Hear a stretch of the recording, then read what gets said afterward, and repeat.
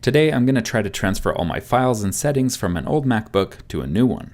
My new MacBook Air is booted up and I have to select a language, then a region, then I'm going to connect to a Wi-Fi network. After that I'll be brought to a migration assistant screen and I'm going to select transfer my information from a Mac. On the next screen it's going to say that it's looking for a source of the old information and that source is my old MacBook Air. On the old MacBook I'm going to select Command Spacebar and bring up Spotlight Search and look for the migration assistant.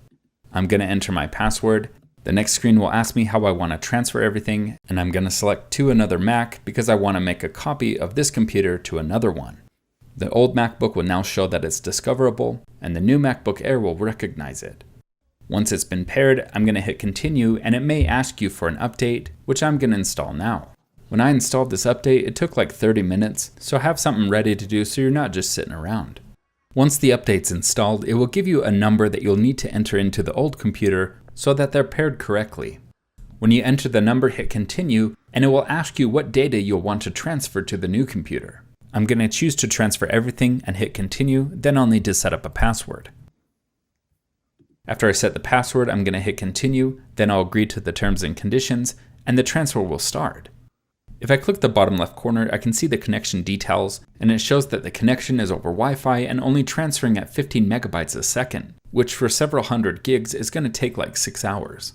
I don't want to wait to transfer over Wi-Fi, so I went out and purchased a Thunderbolt 4 cable. These have a USB-C connection and can transfer data about 40 gigabits a second, and I can later use it for a USB-C compatible monitor. Official Apple Thunderbolt 4 cables are very expensive, so I'll have this cheaper version linked below. After I plugged in the Thunderbolt cable, the Mac automatically recognized it, and it started to transfer around 18 to 2100 megabytes a second, and the entire transfer went from 6 hours to about 22 minutes. When everything's transferred over, you'll get a migration complete screen on both computers, and the MacBook will restart.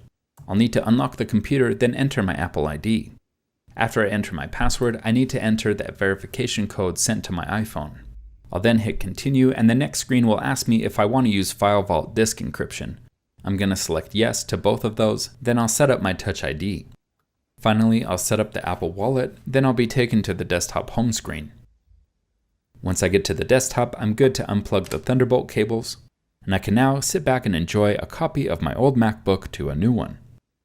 As always, if this video helped you, please go out and help someone else. Thanks for watching.